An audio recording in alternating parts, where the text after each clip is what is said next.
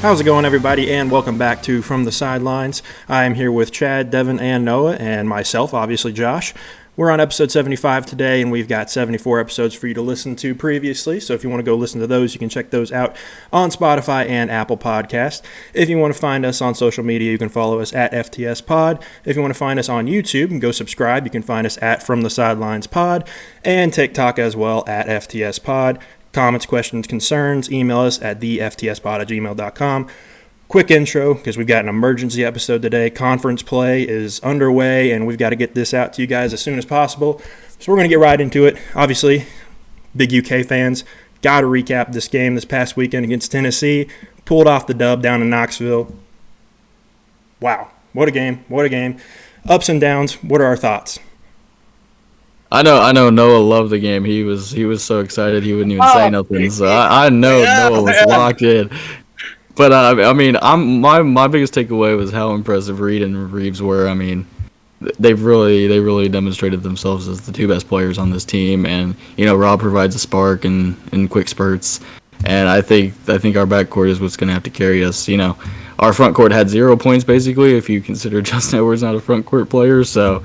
Again, it's all backcourt from here on out. I love the 3-point shooting, the floor spacing.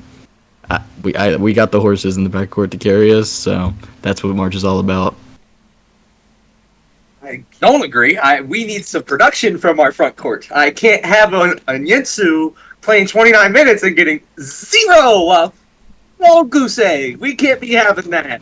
I need him to get points. If you play 29 minutes, you should be able to get points. Going back onto your point about Reeves, he got 37 minutes. He got points. Going back to Reed, he got 33. He got points. Edwards got 37. He got 16. He's getting points. And on win, so it's not. I said with the W. I apologize. But we cannot be having that. You have to have some sort of scoring production from those big men. That could have cost us. We only won by 4 points. That's 4 points he could have had. He could have had that. That's my problem. Yeah, I mean, I hate to break it to you, but if you have noticed throughout the regular season, he can't score. I know he can't, but, we got to fix this. There's no reason he can play 30 minutes and not score. Yeah, I mean, I will give him credit. He had some good defensive stops, was really kind of the anchor we needed at points, but you're absolutely right. 0 scoring, that's where you just got to rely on Z and switch them back and forth. It's still unfortunate, but it's just how we got to do. And obviously, we had some guys step up, Reed and Reeves combining for over 50, and that's still only 10 more than what old DK Dalton Connect got. Like we said in the last episode, we got 25, 10 plus 25 point games, and he's going to get another one, and he sure did. So DK, I specifically said we can't have people dropping 25, 30-point games. We can't have that. Instead, he didn't. He dropped 40. 40. He is 40. Yeah. One. Yeah. I don't know. I thought Hugo was pretty pivotal on the defensive end in that game. I thought he didn't even shoot a field goal attempt. So I mean, it wasn't like he was killing you on offense. He just was a non-factor. So I don't know. The backcourt was doing their job. He was doing his job on defense. I didn't mind it. I mean, sure, I'd like to have Prime Shaq out there putting up buckets. I don't blame you. Oh Jesus! But I mean, he's good 50% of the time on defense. The other 50% of the time could be used for offense. That's all I'm saying. Just please. That's all I want. I'd rather have Reed shoot instead, though. Any possession that ends with an Ugo shot, probably a bad possession. Unless it's like a dunk oop or something, Fair enough. Yep. So yeah, I like the. Yeah, no, I'm just gonna say the 3R guys. They're for me. 27 from both Reed and Reeves. Basically the same name. Reed is playing himself into a number 1 pick up here. I see on some mock drafts showing up. So yes, indeed. But that's who I want. I don't care if Ugo and all them get 0 points. It's fine with me as long as the guards are producing. Our Antonio Reeves last year had 1 bad game. Guess what? We got bounced out of the tournament. I want the guard play to be on point next couple of weeks. Yeah. And to your point, obviously, around that game, mock draft came out, Reed Shepherd, number 1 draft pick. Do we think that's a bit high? Do we think that's accurate? Obviously, this draft class isn't nearly as stacked as what we've seen the past few years, but I don't think it's that hot of a take. I mean, it's just like such an Anthony Bennett type pick. Like, I mean, like, there's no. Whoa. I'm not saying he's gonna pan out like Anthony Bennett, but I'm saying, like, how shocked would you be if Reed was actually drafted first overall? You'd be Bill Simmons going, whoa! So, I mean, I'm not saying he'll turn out like Anthony Bennett. I'm just saying there's no clear top cut guy. And if you think he fits well with Wemby, which is the KOC's entire premise of the pick, which he does, I mean, that's a perfect 2-man game, great floor spacing. You know, he clearly has the court vision. I mean, I think it makes sense in the structure, but there's, like, I mean, if you're going to take, like, a SAR or something, sure.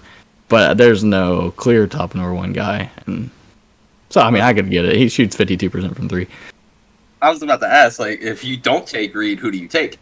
Who's number 1 here for you guys? Because I guess at this point it would be Reed for me, myself. So. Wow. I'll take the Anthony Bennett reach. Excuse me. So. Yeah, I'd probably take. Is it that thin where we just can't figure anything? I know. I'd probably take Sar. That'd probably be. Gotcha. But I mean, Rob's up there too. I would take Reed over Rob for sure. So I mean. Yeah. I know you were talking about Reed playing with Wemby and how great they would mesh. I've seen a lot of Spurs fans in the comments on some of these mock drafts saying that they want to see Dillingham play with Wemby. How do we think that duo would match up? I don't. It seems a little.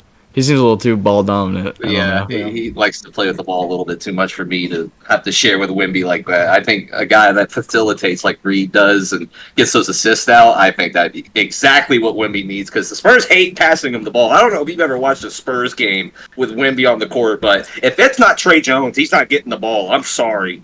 It's just not happening. So I think Reed's exactly what they need. You're telling me you're not a fan of point guard Jeremy Sohan? You told me that experiment. Wasn't your favorite? No, the experiment would be generous. That's Devin's all-time favorite character. Yes, sir. Big Jeremy Sohan fan.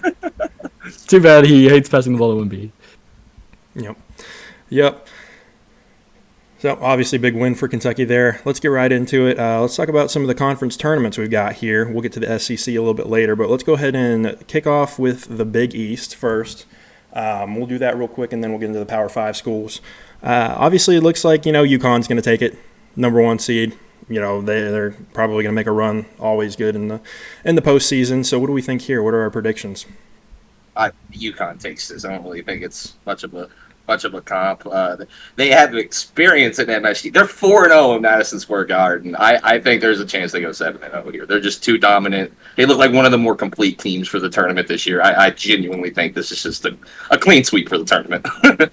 Yeah, I got UConn winning here, but I think there's a couple pivotal matchups for like bubble implications in this bracket. Seton Hall and St. John's. First round quarterfinal matchup. I think the winner there gets a nice resume bump, especially for St. John's because they're kind of on the outside looking in. And then if Villanova can upset Marquette or even Creighton, I think that would help their resume a lot. They're firmly on the bubble as well, and I don't want to see them in the field, so I'm rooting against them because 14 loss Power 5 school. What are we doing? What are we doing? Give Indiana State the spot. Give literally anybody else the spot.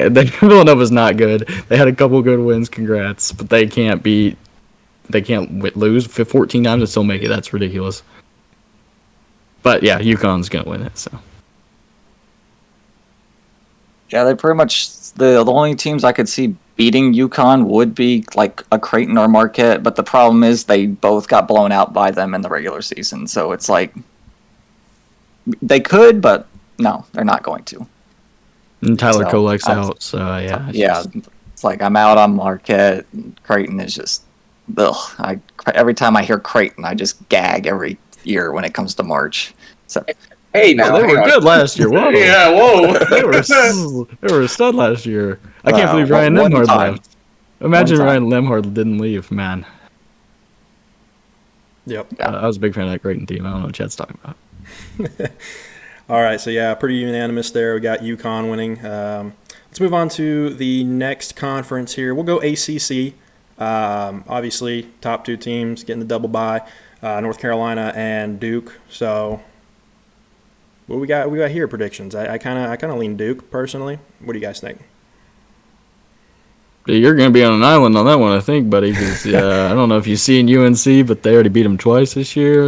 UNC is clearly the better team. I'm not a big deal. Duke hasn't beaten like a top 25 team like all year or something, like since 2024. It's been a crazy streak since they've actually beat like a ranked team. So I mean, I know the ACC's down, so there's not a ton of opportunities, but you're losing at home to Pitt. I mean, Pitt and Wake Forest tomorrow. Firmly a loser leaves town game. Yeah. So those are what I got my eyes on. Maybe I'm just a freak and I'm watching the bubble games instead of the who wins, but yeah, that's what I got my eye on. I guess that makes sense. I mean, that's a good point. But also, Filipowski's tripping rating is through the roof right now. So if he brings that out in the next couple games, then that's gonna help him a bit. He's really embracing his inner Draymond Green. His leg seems like it's fine now, doesn't it? Yeah, it does. It's fine. It's fine. I'm looking for Louisville to make it. Oh wait, no, they already lost. Kenny Payne with like a 5-1 loss to win ratio. Is it like 5-1? Something like that. It's like 12 and 52. 12 and 52. Yes. Yeah. No, they already got bounced like early in the day yesterday, and it's just like I was at work. I didn't even know the game was happening. It's just okay. That was quick. Mm-hmm. But, no, for real. Pitt is a 4 seed in this tournament. That shows you how strong of a conference we're talking about here. Pitt being a double bye team. But no, it's not going to be Virginia. Virginia is another team that makes me gag. They lost to a 16 seed as a 1 seed a couple years ago for a reason. Nothing's changed. They're not going to do anything. I think North Carolina is a better team than Duke this year. They swept them this year 2-0, so I look for them to – it's hard to beat if they meet in the championship 3 times, but I think they can do it.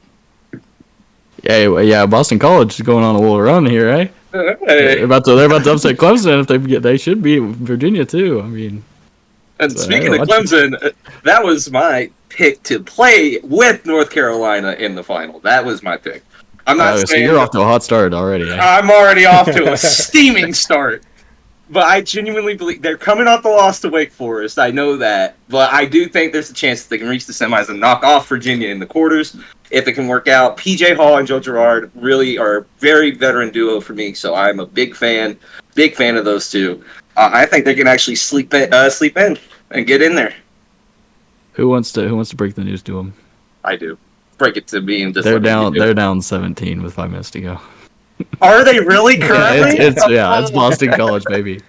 Oh, I didn't know that. Okay, I didn't. Quentin Post, and Claudell Harris. I will having themselves a tournament. Jesus. I guess you default to Boston College now. That's your pick to make it. I guess that's by default. Yeah, I guess that's probably. Jeez, I guess I'm going to start running ESPN during this and just keep live scores up during March. It's just going to work. Yeah, and to y'all's point earlier, I think, I would have picked Clemson to beat Virginia, and I think I'd pick Boston College to beat Virginia too. I just don't think Virginia's a good offensive team at all. So, I think Duke easily beats Virginia also if Virginia somehow wins that game. But I've got Duke and North Carolina going to it, and I don't know. I just think after 2 losses, Duke might be able to pull it off. They got Filipowski, so we'll see how that goes. So what? 2 North Carolinas, 1 Boston College, and a Duke. Okay. Well, just switch me to North Carolina so I don't sound insane, please. All right. 3 North Carolinas and a Duke, so that's the ACC there. Let's get on to the next conference here. We got the Big Ten tournament here. One of Devin's favorite schools. Purdue is the 1 seed. We also got Illinois in the 2. What are we thinking here? I thought you were for sure going to say Iowa State. Also, there you go. Also, Iowa State. Yeah.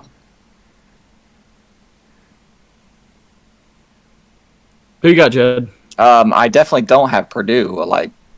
I'm good. They're not for me. Again, another team that lost to a 16 seed last year. Zach Edey's like, I'm going to come back this year. We're not going to let that happen. We're going to get bounced in the round at 32 next year. That's what we're going to do. It's the Purdue's never been a team for me. I'm out on them completely.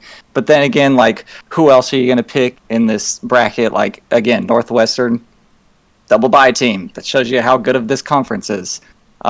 Nebraska, top 3 team in this conference. I'm good. Just give me Illinois by default. I don't know. Lincoln's from there. Just whatever. Just anybody but Purdue. Yeah. I don't like any of those teams. Yeah, I think I do lean Purdue. I mean, I think they just got the most talent on the court. Obviously we've seen it. Classic Edie, just chokes, whenever postseason play comes into factor. But it's just, I think they've definitely got the most talent on the court. I don't really see them having too much of a problem here. Maybe Illinois, but I got to go Purdue. Yeah, I'm a roll with Purdue. I feel like they always do pretty well at this tournament. Like the Big Ten tournament, they normally do well. Even back in the Caleb Swanigan days and stuff, I always felt like they were competitive and always playing on Sunday. But I think they'll win again. But I like Ohio State make a little noise. Hopefully, if they win a few games, maybe they're back on the bubble. Ever since they fired Holtman, they got the interim coach. They've been on a tear. So keep your eyes peeled for Ohio State to make a little noise. Think they can get past Iowa and then Illinois? Illinois would be the toughest test, but I think if they get past Illinois, you might see them on Sunday. Yeah. I'm going to have to ride the train here. Definitely a big Purdue guy here. They have the 3rd highest odds to win the national title. Zach Edey is Zach Edey, old man Edey at this point. Just his knees got to be wearing down at some point. I do think that if the matchup with Michigan State happens on Friday, that's going to be a little interesting matchup for them to go through. I think that might be a little bit of a challenge for them, but outside of that, I think probably clean sweep through if they can get by that. All right. Yeah, they definitely have an easier road, but I'm on my own island here on Illinois.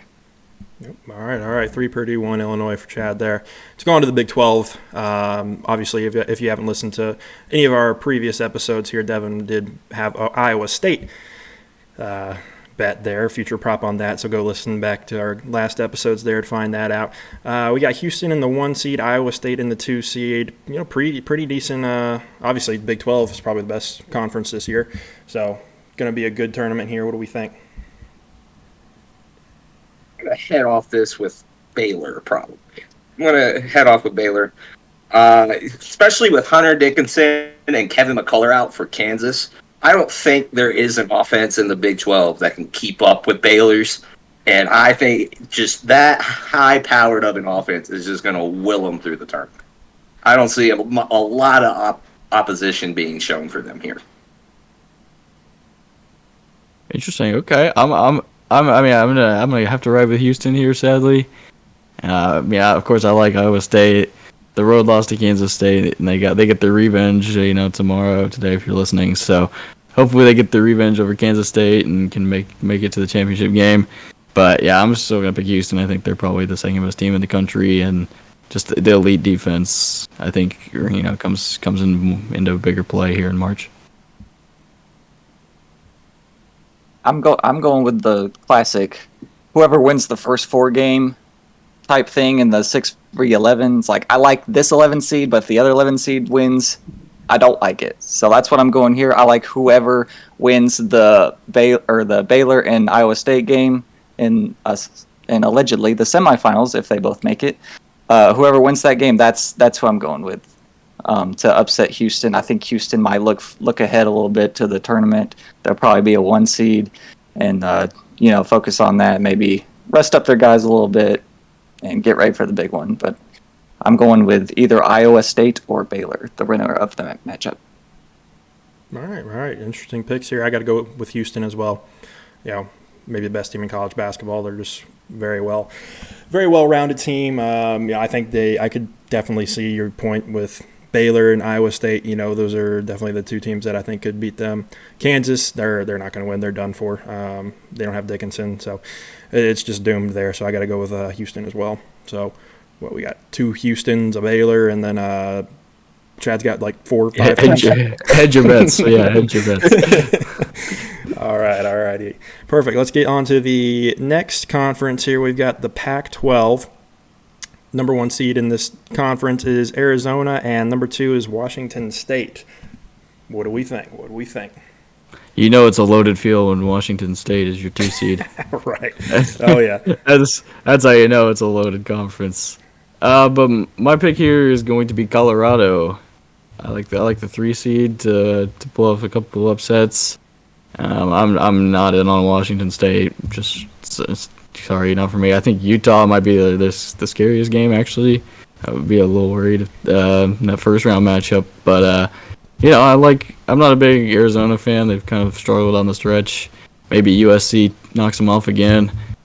So I got Colorado, I think, winning this conference tournament. I'm actually with Arizona. I don't think USC gives them another loss again. I think Arizona probably returns the favor and gives them a loss back. I think it's going to be a good wake-up call for them to go down the tournament and be a good stretch. They're also the favorite to win it, -150. So if you're a big fan of your favorites, always go there. I would personally ride out with Arizona. Yeah, I like Arizona too. If they end up playing USC again, they closed out the season with a loss. They were on the road. It happens. This is the tournament on a neutral site. I think they'll be ready for revenge to win that game. Then I'm not really scared of anybody else, obviously, in this conference. So I think they're the best team, and I think they should roll through it. Yep. Make it 3. I got Arizona as well. Not that crazy of a conference. USC is a dark horse. I do like Devin's pick there with Colorado. I mean, I think they shoot like 40% from 3, so they're really good offensively, and they're on the bubble, so they're going to want to win this game. They're going to come with an extra motor behind them, but I've got to go Arizona as well. I will say that if UCLA does get by Oregon and they have to play Arizona, UCLA defensively might hold Arizona down for a little bit. I could see them scoring under 90, maybe under 85 during that game. I thought you said hold them down. Did you say under 90? Or under 85, whichever one. Sure, but you realize because it's Arizona still. Jesus. Yeah, but you realize if you give up 80 points, you understand this UCLA team is if they break 60, they'll be lucky. Oh no! I didn't. So I mean, they better hold Arizona to under 60. Because this UCLA offense is worse than watching your grandmother shoot. Oh wow, that's pretty bad. All right. So, 3 Arizona, 1 Colorado? Yes, sir. And maybe a UCLA. We'll see. All right, maybe. So let's get... I can hold them under 85. All right, let's get on to the last one here. This is the one that hits home. We're obviously Kentucky fans here, so we gotta talk about the SEC.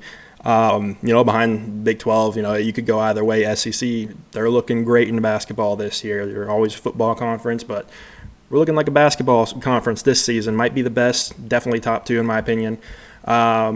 Tennessee in the 1, Kentucky in the 2. Kentucky obviously worked their way up to get that double bye. What do we think here, boys? Well, I mean, if we're going to keep giving minutes to our big men and they don't score, I don't see us winning anything. Just don't. Fierro has to score, and so does Onyenso. I'm sorry, that is a big theme with me. But both of them should at least one of them should score. Both of them should both not score. That's ridiculous. That's a preposterous. And I would love to see Rob get more minutes than 17 minutes in a game. I would love for him to get more. I don't agree with Edwards having more minutes than Rob. Finally, we're getting the wish given for Rob for Reed and Reeves to get the minutes. Now we just want Rob. Please just transfer the minutes from Edwards to Rob, and we would be doing wonders. I promise. Just give him 25 during the SEC tournament. He had some foul trouble in the first half against He did have foul trouble. He did have some foul trouble, but I do agree with the fact that we should give him more minutes in the tournament more than that. Yeah, I think my pick's going to be Kentucky. You could get on a plus 400 before the tournament started. Probably might still be there tomorrow, but I like Kentucky here. I think we historically do really well at this tournament. We have like a good team, and I think we're probably one of the top 8 teams in college basketball right now. So, I mean, I think we got a pretty easy path, too. I'm not worried about Alabama. I think Florida could pull off that upset also. So, I mean, we've already beaten Florida on the road, and we should have beat them at home. So, I'm not too worried about Florida either, as long as, Walter Clayton doesn't shoot 8 of 10 from 3. And then, Sunday, a tough matchup against Auburn or Tennessee probably, but, a plus 400 to win that game, not a bad ticket to sit on. So that's my pick. Noah clearly disagrees, but I'm going to ride with the 3 R's. I just don't like betting that much on Kentucky. It's just not a fan for me, but that's just from PTSD at this point, so it's fine. Well, I'm also going with Kentucky for 2 reasons. One, the winner of the Alabama game, they play at like 10 o'clock at night. Historically, the winner of that game always lets down the very next day because they play so late, they're out late, then they got to turn around and play at like 2 o'clock in the afternoon the next day. So the team that plays the night game always, and it's been us a lot of years that do it. So I'm not worried about those teams. I look for us to make it to the championship game, and then it's just really a coin flip on winning that game, whether it be Tennessee or whoever. But we've shown we've beaten Tennessee on the road, and we can compete with them, even though we lost to them at home. But what are you gonna do? I like us to win. We're hitting our strides at a good point here, and just keep it going. Hopefully, Cal finally gets this group going after just terrible March performances the last couple of years. So let's get it rolling this year. Yeah. Yep. Make it 3. I've got Kentucky, and if you had asked me that a few weeks ago, I wouldn't have said that. But the 4-5 game win streak we've had at the end of the season, I think really kind of swayed me in this direction. Obviously we had some tough moments there. We started losing some games, but we kind of looked like we've started to get back to normal. Some guys have been stepping up. Edwards has had a couple games now where he's starting to score the ball better. DJ Wagner has been looking better since his injury. Had a couple double-figure games as well. Still got to get Trey Mitchell back. If we can get him back, might as well just leave him in Lexington. Jeez. I mean, yeah. That guy is good for 5 fouls. He's turning into Eloy Vargas. Yeah. That's crazy, because if you would have told me that at the beginning of the season, I would have never believed you. But you and me both. He was our second best player at one point. Yeah. Now he's not even top 8. I couldn't tell you. If we could get him back to do anything, like even if he can't score the ball, just embrace like a defensive and rebounding role. Like that's fine. Just do something. Don't look so slow. If we can get him back, absolutely. But even with the rest of our guys, we've got people stepping up. Reed Shepherd looking like a number 1 pick. Getting Z more involved over the past few games is only going to help us come, March and everything. And, I got to go Kentucky. Plus 400 odds, like Devin said. Not gambling, not financial advice. Throwing that out there right at your face. But if you do happen to, throw some dollars around, we like that. We're not saying to bet it. We like it. But, yeah, I got Kentucky as well. Good value. We like value here. As long as Savannah gets more than 8 minutes, I'm fine with that. Yeah, I'm a big fan. Yeah, I think. Who was your official pick, Noah? Oh, yeah. No, it was Kentucky. Did my mic pick that up? After my. It's Kentucky? That's not what I heard. That's not what I heard, but I literally was ranting about the big men of Kentucky, and I said, "But my pick is Kentucky." Did it not pick up? Oh well, then. But I mean, the entire time I was saying pick Kentucky, you were over there looking like I said pick Arkansas. I was like, I don't know. I did not say that. No. Plot twist of the century. All right, but we got four Kentucky picks there. So yeah, those are our picks for conference tournament time.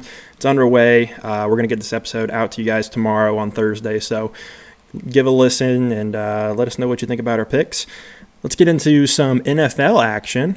Since we've been back doing the podcast, we haven't talked about NFL yet, but over the past few days, a lot has happened in free agency. Let's get running down the list here. What do you guys want to start out with? I think running backs, that's kind of been a big deal. Obviously, we'll lead off here with Saquon Barkley going to the Eagles.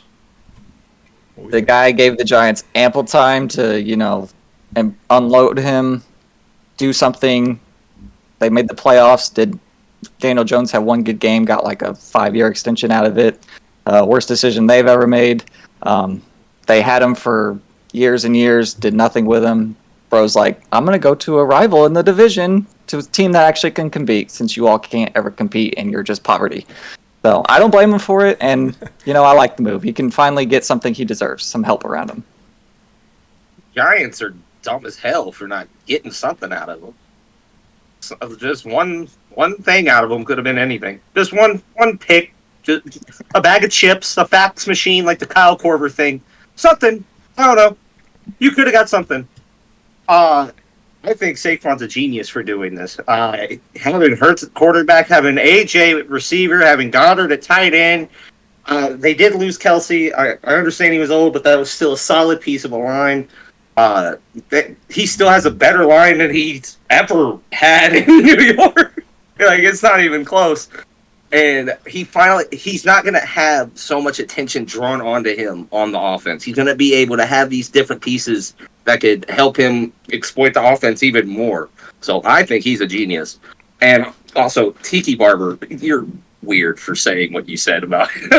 I just wanted to throw that out there. Yeah. Do we think with Saquon coming to the Eagles, do you think Jason Kelsey might pull a Tom Brady like move and come out of retirement? No. He said on the podcast, he was like, "I'm already regretting it because it moves like that." I'm like, bro, this is not a good move. What is? I thought Howie Roseman was supposed to be sharp. What is he doing? This guy's been signing minimum and rookie deal guys, plugging him in the backfield. I mean, they have Boston Scott and Kenneth Gainwell. Like, they took Rashad Penny, it didn't work. They finally took a better player in DeAndre Swift, and it worked relatively well, but I don't feel like they're going to utilize Saquon to his full extent. I feel like his best asset is in the passing game, and Jalen Hurts, I mean, they don't throw the ball that much, and B, when they do, Jalen Hurts is not necessarily targeting, check down dump-offs or anything like that, so I don't think it's a great fit, and I don't understand why they would invest so much money into the most replaceable position in football. It doesn't seem like a Howie Roseman move. I don't get it, but here I am. Here's where he says it's not for me. It's definitely not for me. Definitely not for me. I do agree. That's a lot of money for a replaceable position. They could have gotten Zach Moss for $4 million. I'd just rather have that. Yeah, you're exactly right. And it's not like they need Saquon for goal line carries. They just tush put. I don't get it. I don't get it. Yeah, I tend to agree with that. I mean, Saquon's a great running back. But you don't need to spend that much money on a running back if you're the Eagles. You could easily go after a guy, like you said, like Moss, because they don't really throw to the running backs. They don't throw the ball much at all, and it's tush push city. So the running back position there is extremely underutilized. I think Swift made it look so good just because he's that good of a running back, big Swift guy. But I think they definitely. I won't discuss the fact he's ranked 41st in yards over expectation. Okay, but that has to go with the fact that I'm just saying. I mean, negative yards over expectation. Probably not that good. Underutilized. Great pass catching running back and didn't get any passes. Hey, Chicago agrees with you. So I mean, maybe Ryan Poles knows something I don't. Okay. Same guy that hasn't traded Justin Fields yet and now has no market. Yeah, all that guy. All right. But, I definitely agreed with the fact that they wasted a lot of money there on Saquon when they could have just gotten somebody else. Unfortunately for Swift, now he's in Chicago, like you just said, and his career is basically over because that's what happens to Bears running backs. Sorry to break the news to you, but yeah, he's done. It's such a shame. He's so good, and he's just keeps getting screwed every year because teams want to. Oh, because you draft him. That's why. I draft him and he puts up points. I'll tell you that. Especially when he was on the Lions, he wasn't even the primary running back. He was splitting time. If maybe he might be good in fantasy on the Bears. Honestly, I don't know. We'll see.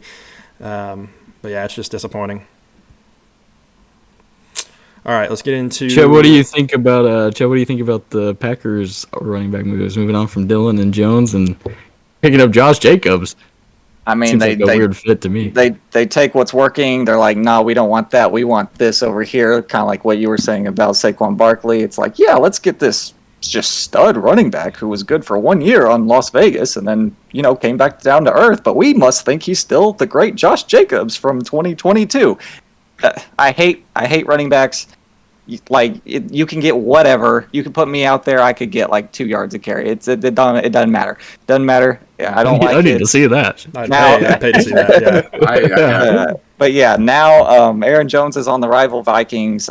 I don't like it. He's probably going to tear them up because that's just what they do in those revenge games. I just don't like it. Don't like it. Yeah, I tend to agree. Pretty similar to the Saquon Barkley situation. I think they just overpaid somebody. He, had a great season, and then this past season just didn't look nearly as good. So I don't think you can pour that much money into a guy that went a whole season and just didn't nearly impress us the season before. So I think he's pretty limited as a pass catching back, which is right. I think was one of the best parts of Aaron Jones' game. So I mean, are they just gonna have Patrick Taylor or Emmanuel Wilson be the third down back? Like, those guys are marginal at best. I don't really get it. Maybe they'll draft someone. Who knows? Yeah, I mean they're just putting all of their eggs into one basket and then cracking them. So it's not a good look. I think that's just going to be the theme of this entire free agency talk, gentlemen, is just overpaying people. Like, absurd contracts were handed out left and right. Yeah. Speaking of that, Noah's team over there down I-75, overpaid somebody. Any thoughts on that, Big Noah? Well, if you had missed the news this week, Kirk Cousins, 4-year, $180 million to a 35-year-old quarterback. Coming off a major injury? Coming off an Achilles tear. A 35-year-old quarterback coming off an Achilles tear gets a 4-year, $180 million contract because he was good for some games. I'm not going to do that. Why are you doing that? Why is Arthur Blank sitting in his chair in his office connected to IV? Because he's going senile. I promise he's going senile. And he's just handing out these absurd contracts. And then, just when you think he's not going for other people who are washed past any prime they ever dreamed of having, he goes and gets Darnell Mooney, a Bears receiver. The man can't catch a cold. What do you mean? It drives me up the wall. Granted, Mooney is a 1,000-yard receiver. A little fun trivia for you. 2021. Look it up. If he can get back to that, and he's just going to be running in the slot next to London, he might actually be good. But there is a chance that I know that he will be able to maybe use his hands with Kirk Cousins throwing the ball. And I'm saying maybe because I'm being generous as a Falcons fan and trying to be optimistic. But are you telling me it's finally Kyle Pitts season? That was my first big takeaway. I'm back on the train. I was fully off the train. You sucking me right back in. Raheem Morris, that type of offense with Kirk Cousins at quarterback, I think for all the fantasy enjoyers and best ball enjoyers, and whatever format you play in, I think it's the year that you finally go and get Pitts in the 3rd or 4th round and feel confident about it. Again. I hope you aren't paying that price tag. If not, but people are going to reach on him. I promise they will. Nope. This is one of those things. Nope. Everybody learned their lesson. Nope. Things I will... Death, taxes, and Atlanta Falcons offense being absolutely shit. I'm not buying into it until I see it. I'm not doing that again. Kyle Pitts year after year, Drake London year after year. I mean, Bijan Robinson. Is it crazy? Bijan. Yeah, exactly. Robinson. It's crazy, but the best fantasy producer in the Falcons franchise the past few years was Cordarrelle Patterson. I don't know. You tell me. I gotta wait and see it before I go for Pitts. That's not true, because moving on to the next signing, Calvin Ridley to the Titans. He was a very good offensive contributor for us, who decided to gamble away his entire time on the team, you freak. And So, what are your thoughts on that contract to the Titans? 4 years, 92, I think, is the value on that. Yeah, I mean, anytime you have the chance to sign a 29-year-old to a 4-year overpaid contract, I mean, you have to do it, right? Like, if you're gonna trade a AJ Brown right before his prime because he wanted like 4 years, $100 million, I mean, you just got to do it. Now you got Traylon Burks and Calvin Ridley. I mean, that's got to be a top 2 wide receiver duo right now. Not even close. I mean, I guess they had to do something for Will Levis with, I mean, D-Hop's up there in age, but I mean, you're gonna be a nursing home by week 15 at this point. Calvin Ridley was also not that good last year. Sneaky, not that good last year. Probably he had a good week 1, I think, and that was that was about it. It was not even the best wide receiver on the team. Kirk so was just better. So. I think he had that one game in the UK that was good too. I think out of like the 2 or 3 that they get in Jacksonville every year. I guess I don't know. I was a little disappointed in his return season. So maybe he finds form a little bit in year 1 or 2, but 4-year contract, too many. 2 years too many at least. Yeah, they're late on yet another receiver. They were late on D-Hop. They thought he was, prime D-Hop. We saw last year how that was not the case, and subpar quarterback play didn't help. I mean, Ridley's probably going to go there and disappear from relevancy. Maybe not the first year, but definitely by year 2 or 3. Like, you can bet on it. Yeah, he's going to disappear just like every other player that goes to that franchise does. You think he dabbled on the Titans plus 1,800 to sign him? Yeah. maybe that's why he picked Tennessee. He's like, I can get some money down on plus 1,800 and some of the Titans. I might as well get a nice little paycheck. Well, speaking of another Titans signee, Tony Pollard. The Pollard-Tajay Spears connection seems to be going the right way. What are thoughts on that? Okay, I'll just jump in right here. I was the biggest Tony Pollard fan last year going into the season. I was wanting him on all my fantasy teams. Dude was just not that good last year. He's probably just, a change of pace guy. When he was with Zeke, when the defenses get tired, they would bring him in and he would do his thing. Then he broke his leg, not been as quick, not been as fast or productive.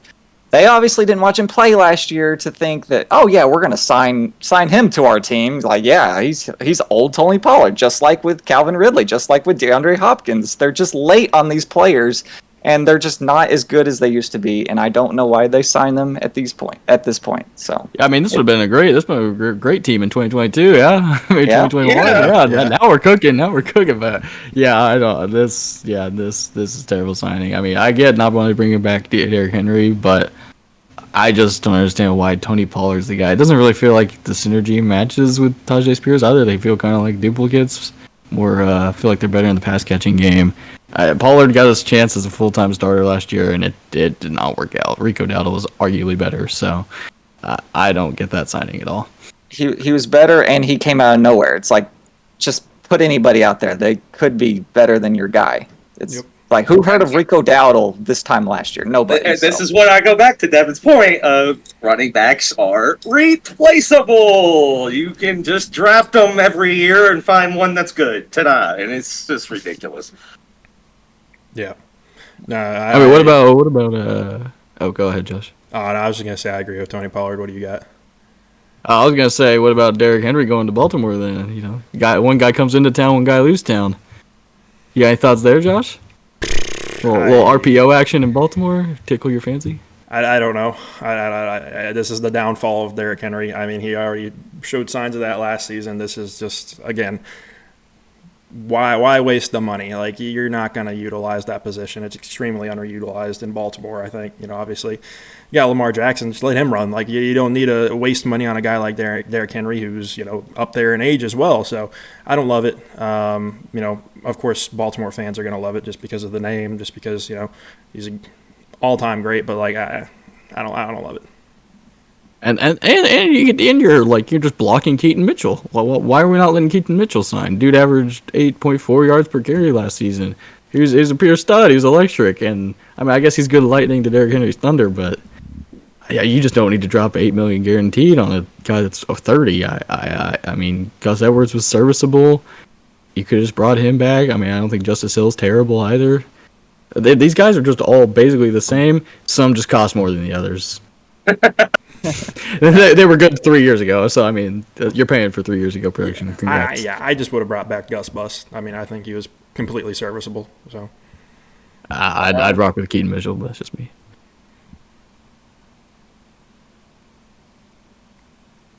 well, Chad, Noah, what do you guys think about Derrick Henry in Baltimore?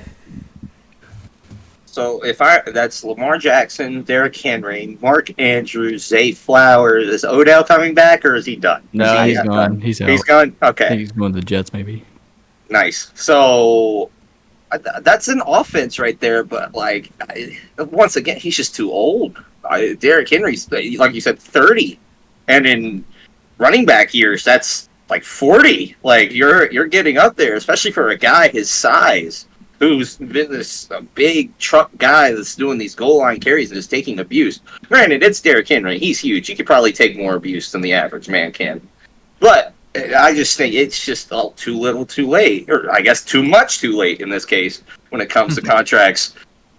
I do think that it could take some pressure off Lamar because now you don't know, like, oh, is Derrick Henry going to catch it? Oh, is he going to pass it? Like, oh, is Lamar going to go out for a route outside of the shotgun? Like, who knows? Like, I guess it kind of gives a varying offense that I agree with. I do kind of agree on that aspect, but once again, just too much too late.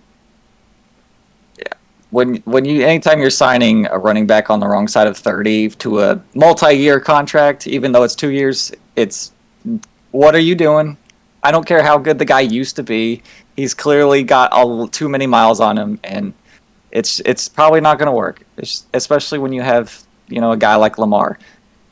Make him run the ball more. Keaton Mitchell was great last year. Justice Hill in the passing game on third down was great last year.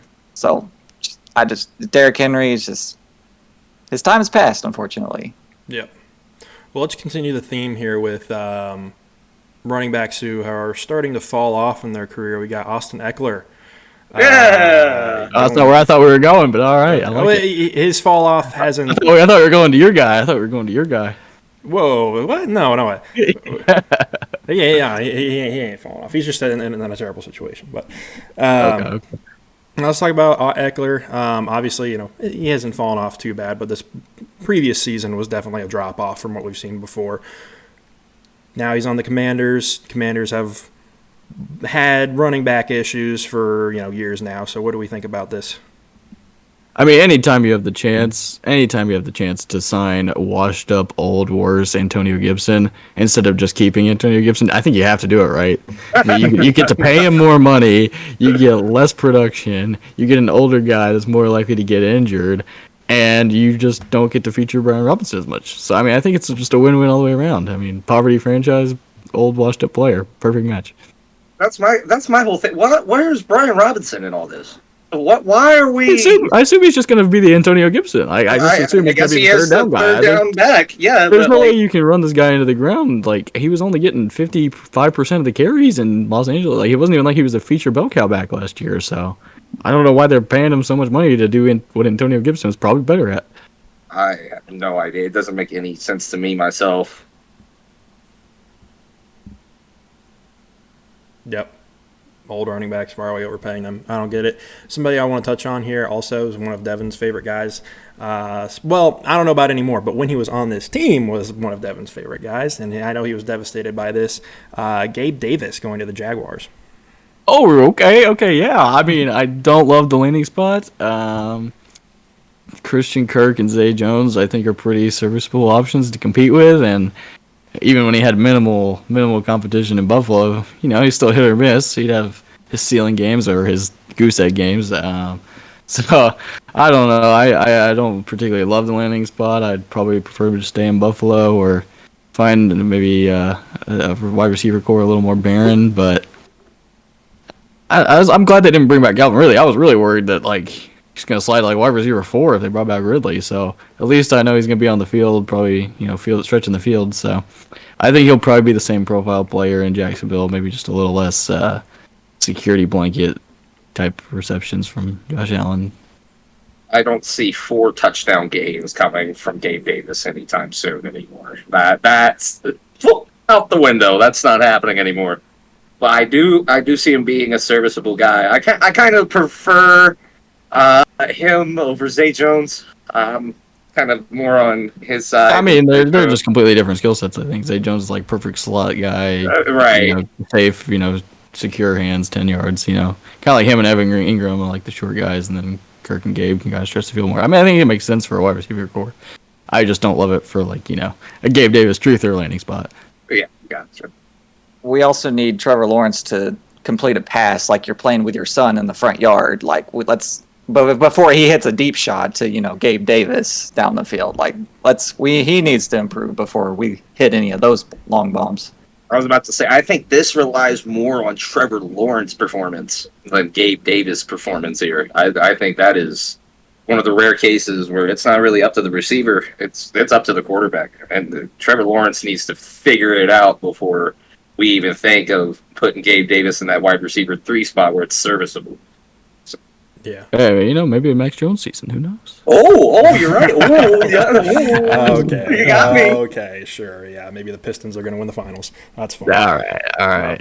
Oh wait, Josh. All right, let's go to your team then. So we were talking about my guy. Let's go to your team. What about the Bengals moving on from Joe Mixon? You know, admitting he's washed, don't want to pay him, and you know, bring in Zach Moss for cheap. One of my favorite guys, and you got Chase Brown of sophomore year incoming. So, Yeah. What are your thoughts on the Bengals moves? I don't hate it. I think Chase Brown has proven himself, you know, multiple times. I think if we can develop him, I think that's going to be better for us in the long run.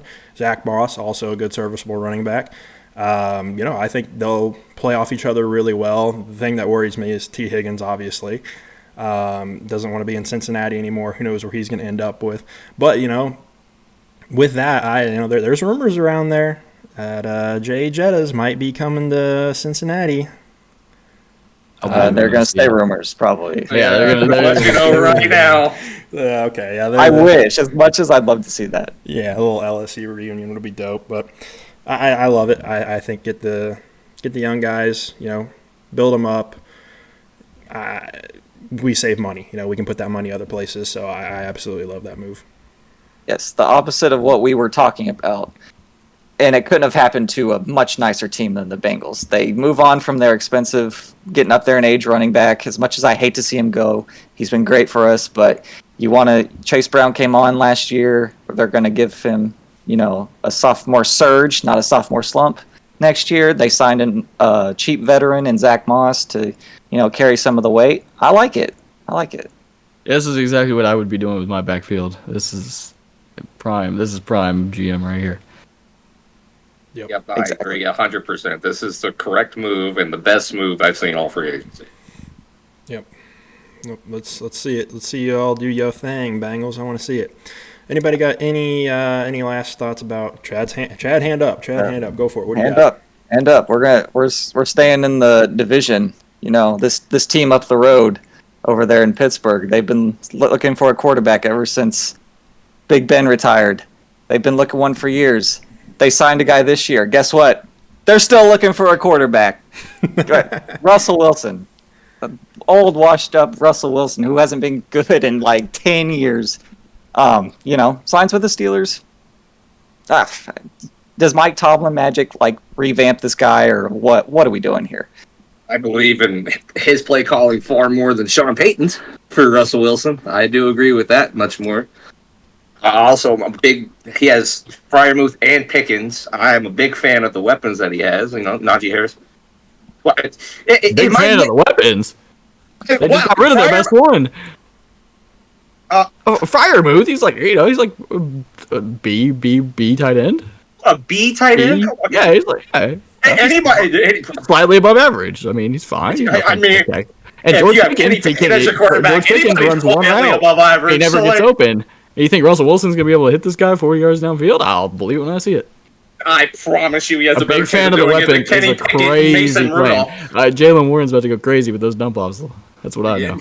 That's very true. I'm not gonna argue there.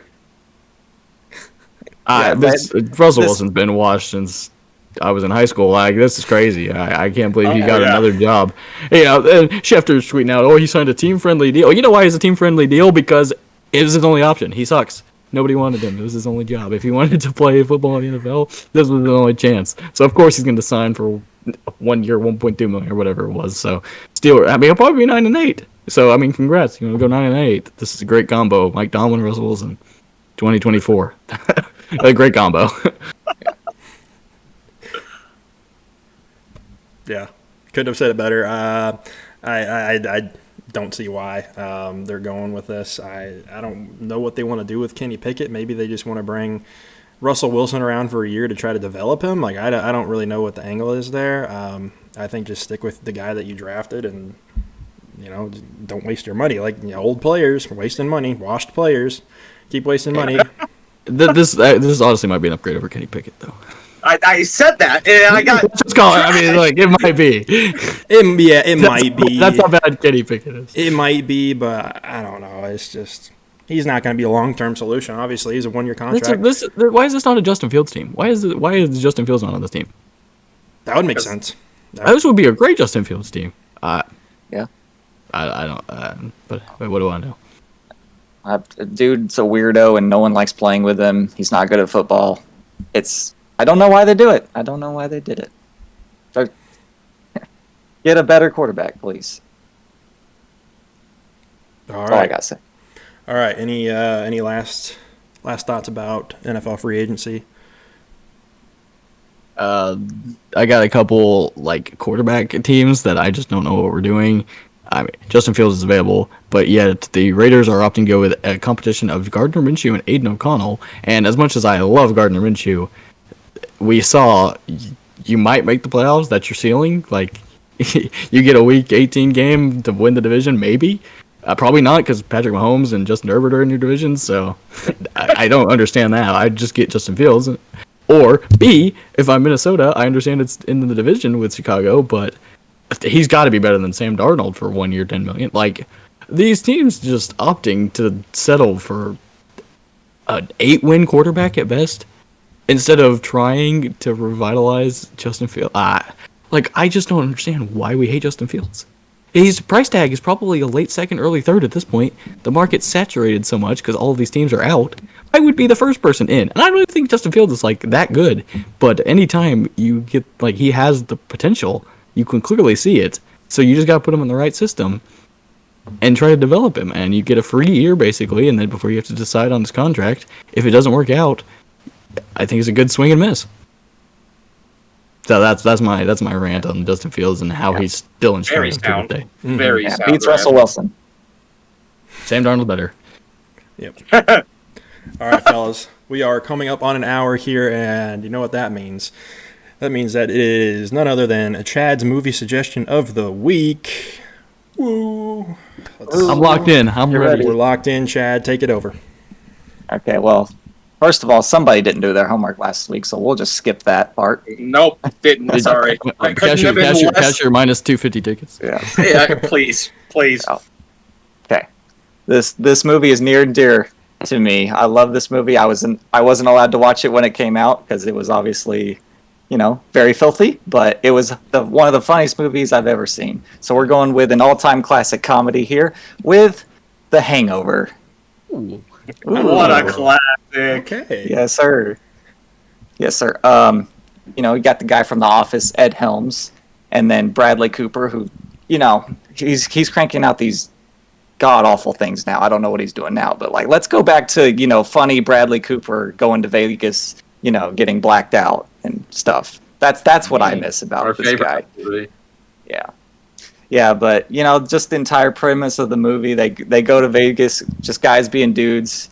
They wake up, and after all being blacked out drunk, getting their drink spiked, they lose Doug, the groom of the wedding for their bachelor party that they're in. There's a baby Carlos with them. There's a tiger, Mike Tyson's tiger in the bathroom with them.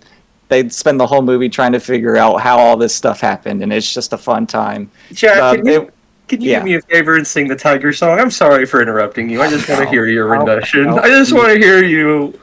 No one wants to hear that. Nobody wants to hear that. Nobody. I don't know. I think it'd be pretty good entertainment. Yeah. But I'm sorry. Continue with your synopsis. I'm sorry. No. I just asked. I was pretty much wrapping up. There's two other ones. Don't bother with those. They're not as good. Just watch the first one. Bradley Cooper on the end. He's like, "Yeah, we messed up. We can't find Doug." And he's just like, "Yeah, no, or his mattress or whatever. He was I just feel on. like the second one was pretty good. No, The second one was good. Yeah, It was the basically the third third one- one. I'm yeah. with Third one Josh was is making a terrible. weird face. I mean, they're fine. Like, What do you mean? When I mean, they're it's not with the, as good, but like when they're with the monk, that's pretty funny. I don't know. I just think the first one's way better than the other two. Third one's Well, just yeah, not yeah. that good of a movie. I don't think. But Yeah, I Ken mean, Jeong was a nice little addition to it as well. His character was pretty funny. So, yeah. Anything Yeah, my with favorite, the dog is- my favorite part of this segment is like these are like these good movies that like, oh, I like this movie. You know, Josh and I pretty much tend to like these movies, but then somehow I'm just like, oh, that's a Chad 5-star. Okay, sure, catches me off guard like every week at this point. Like, like I didn't know Chad loved that movie so much. These are all going to be Chad 5-star movies. News so. to me. What do we think? I do want to ask this. Where do we think The Hangover ranks in like all-time comedy movies? It's definitely a top 10 for me. The first Hangover is a top 10 for me. Yeah, it's probably borderline top 10. That's- Yeah. That's what I was going to say. Yeah, I don't hate It doesn't have to be like inside the top 5 or like anything like that, but like inside your top 10, I think is completely respectable for that movie. It is one of the funniest movies ever made. Especially at the end when they actually like pull out the camera and show you all the pictures they took and everything, and like see how wild it actually got. Like, Yeah. Oh yeah. But yeah, the whole mattress thing, and they're like, "Where's his Right. mattress?" Right, Man, I'm not where's gonna his- spoil it for you, but you know, Yeah. they find the mattress, they find Doug. So it's like, how do you lose a mattress? How is there a tiger in there? Where'd the baby come from?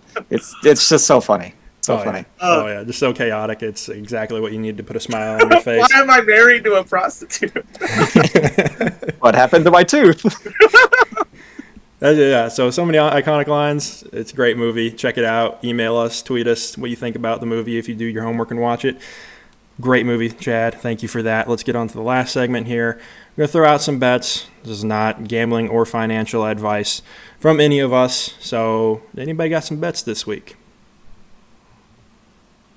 Wait, March Madness is just around the corner, so you know I gotta give this one out for you guys. It's gonna be a real fun one. You get practically even odds on DraftKings, but it's a little March Madness special here. Oh my god, already know what's coming. nothing pisses Ripped Devin off off. more than even odds, I guess. No. I can give you this one. I had a set. I can tell you the play. He's not even said it yet. I'll just go ahead and tell you it's Indiana State to make the tournament. It's really not. No, actually, Oh, because I would have just stolen that from you, and I can't do that because I'm a nice person. That's what I thought was happening. I have morals. I'm not going to do that. So. Plus, it was like 2-1 plus odds when we got it. Now it's not even worth. Yeah, true. That's why. But anyway, so it's a little fun bet for you. Any buzzer beater to happen in the whole NCAA tournament plus 105, and this counts. The shot goes in as the buzzer, goes off. No other possessions, not 0.5, none of that. The buzzer goes off, the shot goes in. That's a buzzer beater. Any game, all tournament, one time plus 105. Does it have to be for the win, or can it be like to force OT? I'm not sure actually. Let's Probably see. for the win, I would assume. I'm gonna assume for the win. Yeah. I would It assume does the say odds. win. It does say win. Okay. Shot to give team win as time expires. No chance Okay. for opponent to inbound. So yes, it'd be to win. I still don't hate that. Like, I don't think I can remember like a year where that didn't happen. There's 64 chances for that to happen. Yeah, 68 if you want to include the first 4. right. So I'm sorry. And then some. The math is not mathing. wait, 68 minus 4. It's 64. That's how many teams are in the tournament. Yeah, not but how many you games. got a game. Yeah, keep One. going. Keep You going. guys- Keep going. It's n minus 1. Oh, Whatever God, that is. sorry, I was. Okay, Number of teams -1. That's how many games are played. I got. So 67. Ugh. Okay. Yeah, no, I don't hate it.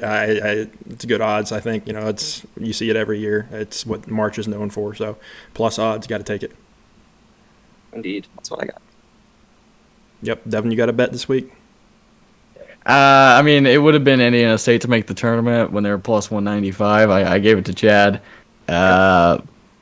They're down to like minus 115 now. So, I mean, if you still want it, I still think they'll make the tournament, but I like it less since it doesn't have that plus in front of it. Yeah. Noah knows how I roll with the plus signs. Yeah. If it doesn't end in plus, he doesn't bet it. So A plus and 4 digits followed by it. yeah. All right.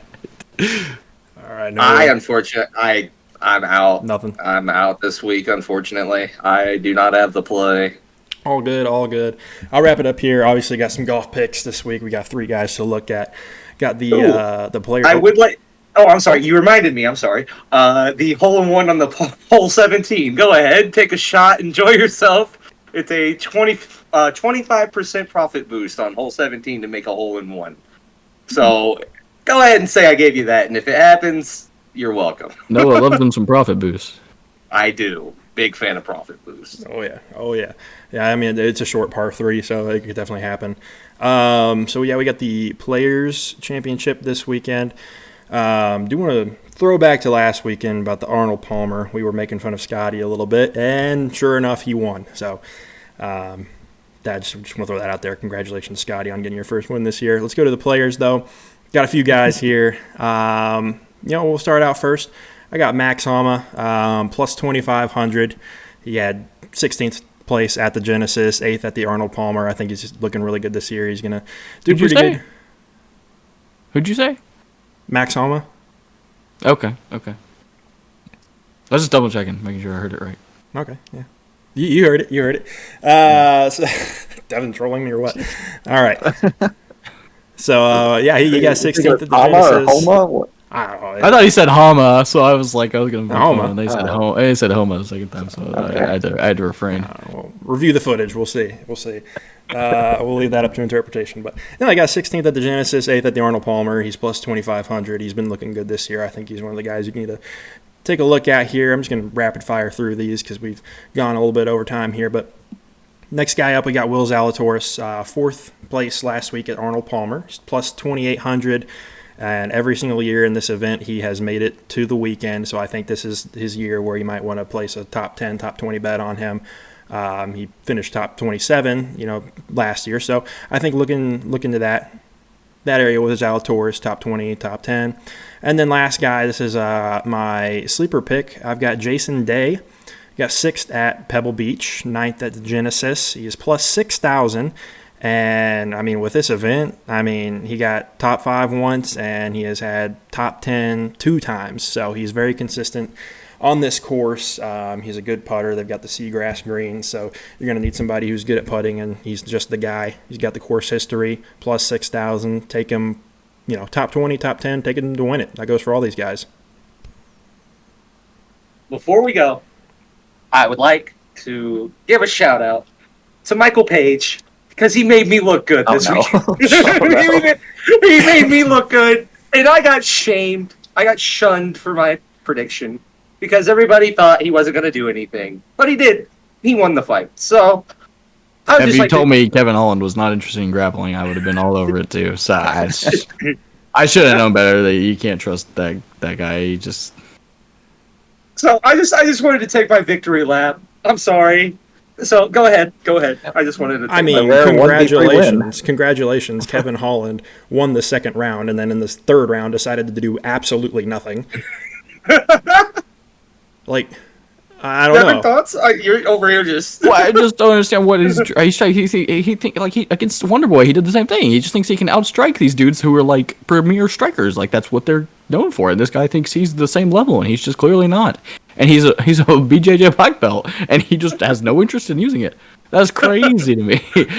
Gilbert Burns, on the other hand, knows his path to victory, and he's executing it perfectly. He just refuses to lay for one more minute and pull off the upset. Whatever. He fractured the dude's arm and still lost it. It's incredible. You just can't make it up. But thankfully, Sugar Sean saved me at the end of the night. But man, just a disaster. Yeah. So close to get so far. Just let Page fight Leon. Leon will knock him out. It'll be all over. We'll completely forget about Michael Venom Page. That walkout, dude, cringe. Ugh. Oh my god! Oh my god! There's a reason Dana White said afterwards that we are banning this because that is the worst thing I've ever seen. Yeah, before this I was neutral on Michael Venom Page. I didn't really like him. I didn't really hate him. I don't like him anymore. That was the cringiest thing I've ever seen. Keep that in the WWE. We don't want that crap. What did he do? I'm sorry. I wasn't He able to watch. used the Undertaker bell thing when it free came out. Like he does the dong on the gong. Oh, and then he did like the cringiest dance of all time. Yeah, it's like Undertaker. You have to see. Go look it up on Twitter or something. It is the worst dance I've ever seen. And he just kept like dancing the entire. Like he just refused to stop. And so afterwards, Dana White was like, "We are not doing dancing walkouts anymore. That is retired." Yeah, that was terrible. Yeah, if you had money on Kevin Holland, you would have felt better after seeing that. Yeah. I was like, there's no way Holland doesn't submit this dude, knock him out. This is gonna be finished.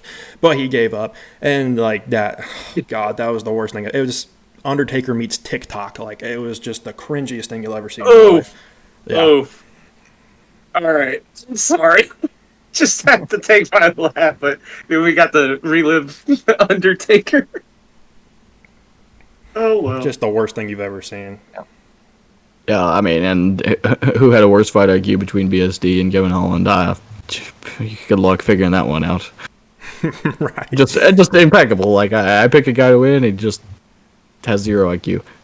What did you go on for the night? You went 2 for 3, or I went 2 for 3, but luckily I had Sugar to win by decision, so we were chilling at the end. But thankfully, Cheeto Vera has the iron chin. Otherwise, it would have been brutal beats. Iron skull. Didn't he get his skull fractured?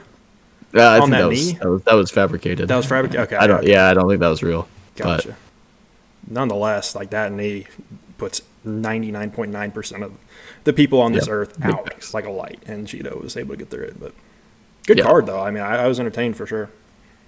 Yeah, it was a good card, and some other stuff that was fun on the other card, Almeida and Blades, exciting knockout and stuff like that. So yeah, it was a good card overall. Yeah, we'll have to preview 300 here in a few weeks whenever it comes. But other than that, boys, I think that's a wrap. Devin, you want to sign us off here? Yeah, of course. Feel free to check us out on social media at FTS Pod.